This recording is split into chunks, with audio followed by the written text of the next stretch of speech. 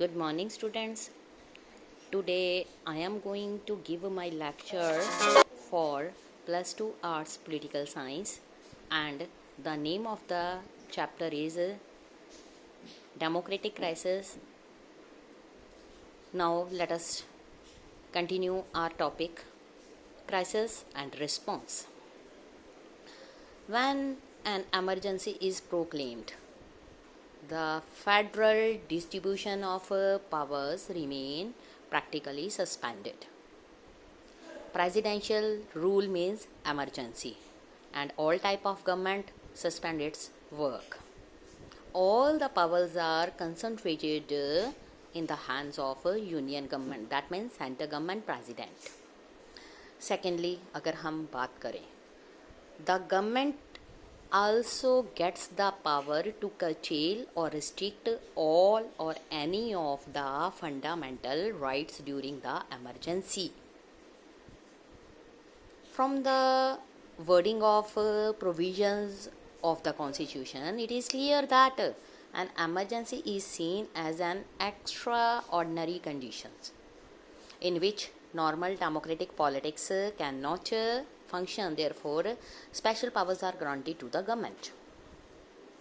इसका मतलब क्या होता है कि अगर देश को इंटरनल और एक्सटर्नल थ्रेट होता है, इंटरनल मीन्स वायलेंस और इन्फ्लेशन, करप्शन, ये सब चीज़ें बढ़ जाती हैं और गवर्नमेंट जो है अपने वर्क की रिस्पॉन्सिबिलिटी को पूरी तरह से नहीं निभा सकती, तो उस टाइम में कंट्री के अंदर एमरजेंसी डिक्लेयर कर दी जाती है. इसके अलावा कई बार ऐसा होता है कि हमें अगर बाहर एक्सटर्नल एनिमी से थ्रेट होता है, वॉर का थ्रेट होता है, तो भी कंट्री में एमरजेंसी रूल लागू कर दिया जाता है. इसी तरह से हमारी कंट्री में भी एमरजेंसी की सिचुएशन आई थी. ऑन द नाइट ऑफ 25 जून 1975 क्या हुआ उस time? Prime minister recommended the imposition of emergency to President Fakhruddin Ali Ahmad. He issued the proclamation immediately. After midnight, the electricity to all the major newspaper offices was disconnected. In the early morning, large number of leaders and workers of opposition parties were arrested. The cabinet was informed about it at a special meeting at 6 a.m. on 26 June. After all, this had taken place. सब कुछ पहले ही हो गया. Electricity ख़त्म कर दी ताकि media, newspaper किसी तरह की न्यूज़पेपर को पब्लिश ना करे. कैबिनेट की मीटिंग को कई लीडर्स जो ऑपोजिशन पार्टी को बिलोंग करते थे उनको अरेस्ट कर लिया गया. ये सारी की सारी हैपनिंग हुई. उसके बाद जाकर अगली सुबह में कैबिनेट मिनिस्टर्स की मीटिंग को बुलाया गया. क्या एक क्वेश्चन यहाँ पे अराइज होता है, should the president have declare emergency without any recommendation from the cabinet? क्या ऐसा पॉसिबल हो सकता है? क्या प्रेसिडेंट के पास ये पावर हो सकती है? बेटा यहाँ पर मैं कुछ न्यूज़पेपर की क्लिपिंग्स बता रही हूँ आपको. जब इलेक्ट्रिसिटी आ गई तो इसमें जो अलग अलग न्यूज़पेपर्स थी उन्होंने अपनी रिपोर्ट को पब्लिश करना शुरू कर दिया. जैसे अखबारों पर लगी बंदिश हटी, देश में तानाशाही रोकने के लिए लंबे संघर्ष हेतु तैयार रहें, state of emergency declare, Mrs Gandhi defeated. To our readers, emergency ensure your security and the nations, work more talk less, प्रधानमंत्री का क्रांतिकारी कार्यक्रम आई से सफल बनाएं, नया आपातकाल, जयप्रकाश, कई नेता गिरफ्तार. ये सब कुछ जो एमरजेंसी हुई थी उसके बाद ये इन चीज़ों को शुरू किया गया. अब एमरजेंसी आ गई. एमरजेंसी के रिजल्ट्स क्या हुए, कॉन्सिक्वेंसेस क्या थे? This brought the agitation in an abrupt stop. Strikes were band. Many opposition leaders were put in jail. political situation become very quiet though tense, deciding to use its special powers under emergency provisions. The government suspended the freedom of the press. Newspapers were asked to get prior approval for all materials to be published. This is known as press censorship. Apprehending social and communal disharmony, the government banned Rashtriya Swayamsevak Sangh RSS and Jamia Islami. Protest and strikes and public agitations were also disallowed.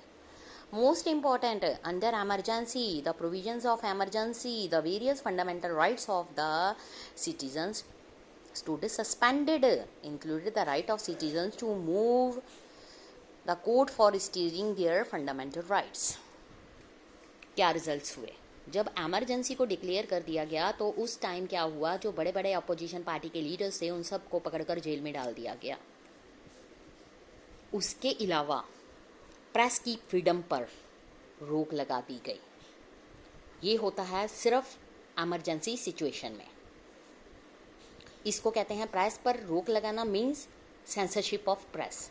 ये कहा गया जो कुछ भी वो publish करेंगे उसके लिए सबसे पहले उनको इसकी अप्रूवल लेनी पड़ेगी। जितनी भी स्ट्राइक्स, एजिटेशंस, मास एजिटेशंस जो भी था उन सब को सस्पेंड कर दिया गया। ये एक ऐसी सिचुएशन होती है जहाँ पर जो ह्यूमन बीइंग के कुछ फंडामेंटल राइट्स होते हैं उनको भी सस्पेंड कर दिया जाता है। फॉर एग्ज़ाम्पल, अपने राइट्स को जो उस पर रोक लगाई गई है उसको चलाने के लिए कोर्ट में विदाउट एनी परमिशन जाना। अब उसके बाद क्या हुआ? Government made extensive use of preventive detention. Under the provisions people are arrested and detained not because they have committed any offense, but on the apprehension that they may commit an offense. Using Preventive Detentions Act, जो government है made large scale arrest during the emergency. Arrested political workers could not challenge their arrest through habeas corpus petitions. ये हमने करी थी +1 में different type of Ritz. उसमें क्या हुआ, मैनी केसेस जो हैं were filed in the high courts and the supreme court by and on behalf of arrested persons. But जो गवर्नमेंट है उसने क्लेम किया कि that it was not even necessary to inform the arrested persons of the reasons and grounds of their arrest. Several high courts gave judgment that even after the declaration of emergency, the court could entertain a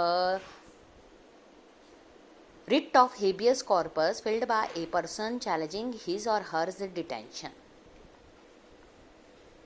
In 1976, जो Constitution Bench of Supreme Court overruled the High Court and accepted the government's plea. It meant that during emergency, the government could take away the citizens' right to life and liberty. The judgment closed the doors of judiciary for the citizens and regarded as one of the most controversial judgment of the Supreme Court. Emergency के दौरान जो high court है उसमें कुछ arrested leaders ने अपनी petition को file कर दिया, हेबियस कॉर्पस, जिसमें ये कहा गया जब उनको अरेस्ट किया गया था उसके बारे में उनको कुछ नहीं बताया गया कि कौन सी ग्राउंड्स और कौन से ऐसे रीज़न हैं जिसके अकॉर्डिंग उनको पकड़ा जा रहा है। हाई कोर्ट ने उनकी केस को एक्सेप्ट कर लिया, लेकिन जब सुप्रीम कोर्ट को इस केस का पता चला तो उन्होंने हाई कोर्ट को ऑर्डर किए कि ये केस को बंद कर देना पड़ेगा। इट मीन्स ये एक कंट्रोवर्शियल इशू था। इट मीन्स इसमें ये बताया गया है कि जब कभी भी हमारी कंट्री में एमरजेंसी डिक्लेयर होती है तो उसमें ये कहा जाता है कि जितने भी ह्यूमन सिटीजन्स के कुछ फंडामेंटल राइट जैसे right to liberty, right to freedom, उसको वापस ले लिया जाता है। ये सुप्रीम कोर्ट ही ऑर्डर इशू करती है। बाकी जितनी भी कोर्ट्स होती हैं उनको सुप्रीम कोर्ट के इन ऑर्डर्स को मानना ही पड़ता है। It is due to emergency in our country means जो जुडिशरी है वो भी हमारे आम सिटीजन्स के लिए अकॉर्डिंग टू एमरजेंसी प्रोविजंस ये नहीं दी जाती।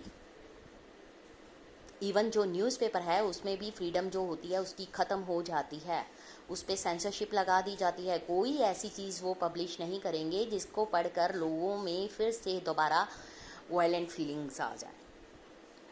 इस तरह से एमरजेंसी की सिचुएशन वो सिचुएशन है जो बहुत सारे गवर्नमेंट्स के फंक्शंस को कंट्रोल कर लेती है। विदाउट एनी परमिशन कोई भी गवर्नमेंट अपनी मर्जी से काम नहीं कर सकती। Thank you students.